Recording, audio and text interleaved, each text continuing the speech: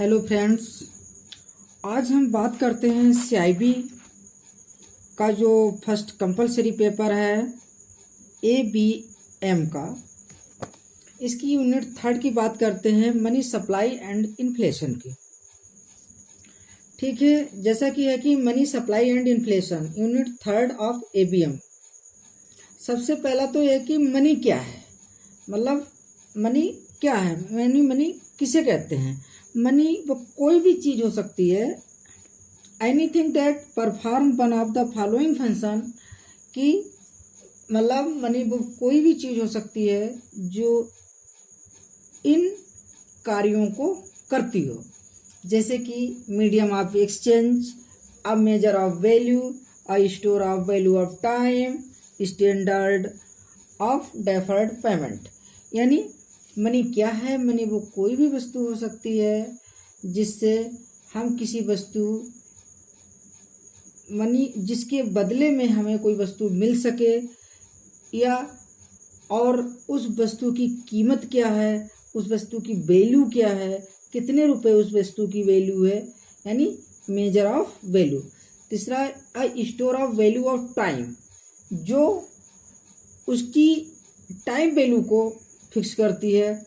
Standard of deferred payment, यानी कि जो जैसे मान लीजिए कि 100 रुपये का पेमेंट करना था किसी को, तो उसने कहा कि नहीं भाई ऐसा करिएगा कि आप 100 रुपये का पेमेंट ना करके आप 50 रुपये का अभी दे दीजिएगा, 50 रुपये आप 2 महीने के बाद में दे दीजिएगा। Such type of payment called deferred payment.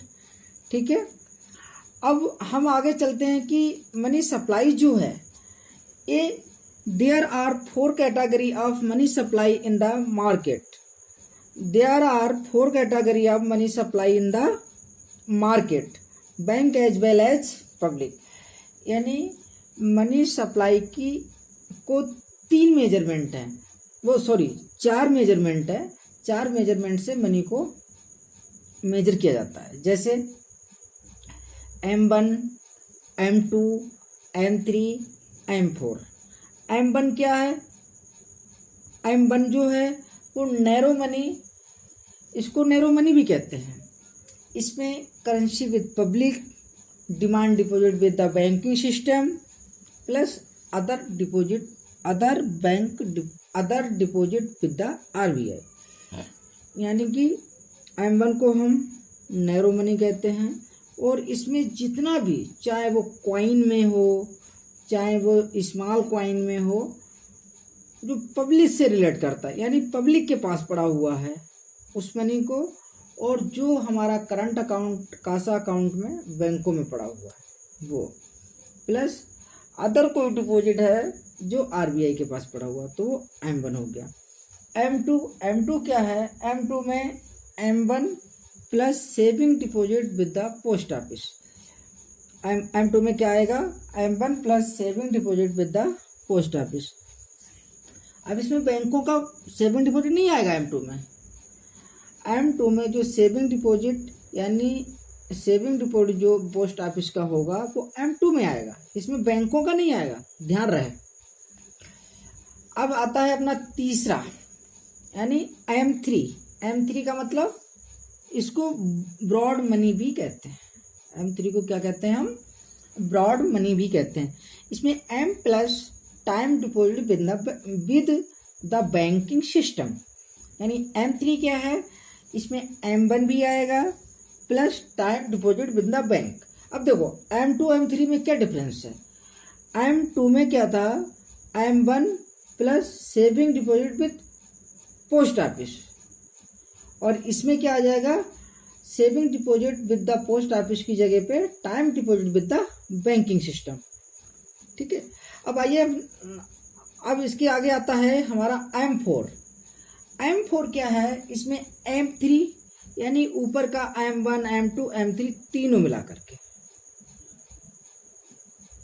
ठीक है, M3 यानी M1 plus time deposit with the banking system, इसको मिला करके यानी M3 plus total post office deposit, यानी पोस्ट ऑफिस में all kinds of deposit plus M3 is equal to M4।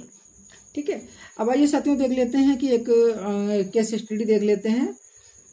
ये देखिए, नोट कीजिए इसको साथियों आप लोग स्क्रीनशॉट ले लीजिएगा तो थोड़ा टाइम की बचत हो जाएगी। अब इसमें currency with the public 200 crore, currency with the public in coin 100 crore, currency with the public in small coins 50 crore, cash with the bank 600 crore, CASA यानी current and saving deposit in the bank with the bank 500 crore, other deposit with the RBI 450 crore, margin held against bank guarantee 100 crore, post office saving deposit 175 crore, deposit total deposit with the post office इतने करोड़, और deposit total deposit with the bank इतने करोड़ यानी 1500 करोड़। अब ये हमारा data दिया गया है, इस डेटे को ध्यान से स्क्रीनशॉट ले लीजिएगा ताकि आपको थोड़ा। अब देखिए, इस डेटा से हमको ये चीज़ें कैलकुलेट करनी है। नैरो मनी यानी M1, M2, M3, M4 currency circulation, demand deposit और टाइम डिपॉजिट, इन चीज़ों को हमें कैलकुलेट करना है। आइए साथियों, हम सबसे पहले कैलकुलेट करते हैं currency in circulation. Currency in circulation इस टेबल को देखिएगा। करेंसी इन सर्कुलेशन में हमारा क्या आएगा, नोट कीजिए। Currency with public, currency with coin, currency with small coin और कैश विद बैंक डिपॉजिट, यानी ये चारों को मिला करके हमारा क्या आ जाएगा, करेंसी इन सर्कुलेशन। यानी करेंसी इन सर्कुलेशन में क्या क्या आ जाएगा, 200 crore plus 100 crore plus 50 crore plus 600 crore, ये हमारा क्या आ जाएगा आपका करेंसी इन सर्कुलेशन। यानी करेंसी इन सर्कुलेशन में कितना हुआ, 950 करोड़। इनको आपको ऐड करना है, इसको इन चारों को ऐड कर लो, ये आ जाएगा आपका करेंसी इन सर्कुलेशन। अब आइएगा हम देखते हैं कि करेंसी विद पब्लिक क्या कितना है, यानी जहाँ जहाँ पर पब्लिक बार्ड लिखा हुआ उनको ऐड कर लो। 200 प्लस 100 प्लस 50 यानी 350 करोड़, एक क्या आ जाएगा हमारा पब्लिक के साथ में आ जाएगा। अब एक चीज़ और हम देख लेते हैं यहाँ पर, डिमांड डिपॉजिट इसमें दोस्तों क्या है, वो है 5 नंबर प्लस 7 नंबर। 5 नंबर क्या है, कासा हमारा डिमांड डिपॉजिट है, हम सब जानते ही हैं क्योंकि हम सारे बैंकर हैं, हमको पता है कि हमारा डिमांड डिपॉजिट क्या होता है।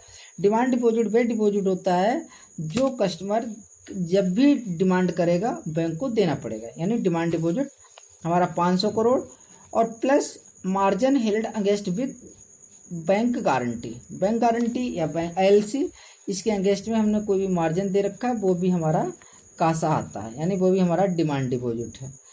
भैया कभी भी होता है कि भैया मेरी गारंटी ये कर दो, मैं मतलब कर लेते हैं, ठीक है। यानी 500 प्लस 100 यानी 600, एक क्या आ जाएगा आपका, ये आ जाएगा डिमांड डिपॉजिट। अब अगर हम बात करेंगे टाइम डिपॉजिट निकालने के लिए, तो टाइम डिपॉजिट के लिए हम क्या करेंगे, टाइम डिपॉजिट हमारा 10 नंबर पे आई है, total deposit with the bank, यानी 1500 माइनस हमारा डिमांड डिपॉजिट कितना आया था 600, यानी is equal to 900 crore. 900 crore is demand time deposit, ये टाइम डिपॉजिट या फिक्स डिपॉजिट। ओके, आइए M1 देखते हैं। M1 का जैसा कि अभी हमने बताया था फार्मूला M1 का क्या होता है कि M1 में आपका हो जाएगा करेंसी विद द पब्लिक हमने जो नोट की थी, यानी फर्स्ट के 3 हमने नोट किए थे, कितना आया था currency with the public 350 crore, ठीक है। आगे आइएगा अदर डिपॉजिट विद RBI कितना है 450 करोड़। आगे आइएगा, तीसरा क्या बताया था हमने, other deposit with RBI demand deposit with banking system. अब डिमांड डिपॉजिट दोस्तों हमारा कितना आया था, डिमांड डिपॉजिट हमारा कितना आया था, ये वाला, यानी 500 crore plus margin held against bank guarantee, यानी 100 करोड़, यानी 5 and 600 करोड़। तो यानी इन तीनों को हम जोड़ लेंगे, ऐड कर लेंगे। अब देखिएगा हमारा M1 क्या हुआ, ये आ गया दोस्तों समझ में, ये हमारा आ जाएगा 1400 करोड़, यानी 1400 crore. Okay, are you okay? ठीक है, चलिए देखते हैं कि M2 में क्या है। M1 तो आएगा ही, M1 हमारा कितना था, 1400 करोड़ था, यानी 1400 करोड़ था। अब इसमें एक और जोड़ दिया गया है, M1 plus post office saving deposit. अब पोस्ट ऑफिस सेविंग डिपॉजिट क्या है, ये देखिए, इसमें हम देख लेते हैं। पोस्ट ऑफिस सेविंग डिपॉजिट कितना है, 175 करोड़, यानी कि हमारा आ जाएगा 1400 crore plus 175 crore is equal to 1575 crore, यानी 1575 करोड़। ठीक है, आइए अब देखते हैं कि M3 में क्या है। M1 तो आएगा प्लस टाइम डिपॉजिट जो बैंकिंग सिस्टम में है। M1 हमारा कितना आया था, 1400। ठीक है, M1 दोस्तों कितना आया था, 1400। और अभी हमने टाइम डिपॉजिट को कैलकुलेट किया था, अभी हमने किसको किया था कैलकुलेट, टाइम डिपॉजिट को। यानी टाइम डिपॉजिट क्या होगा, डिमांड डिपॉजिट को माइनस कर लेंगे। डिमांड डिपॉजिट कौन सा है इसमें, ये आपका है 500 प्लस ये कितना है 100 करोड़, यानी ये कितना हुआ 5 प्लस 100, यानी कितना होगा 600 माइनस टोटल डिपॉजिट 1500, यानी 900, यानी ये आपका हो गया 900 करोड़। कितना होगा दोस्तों, 900 करोड़। अब आइएगा M3 देख लेते हैं।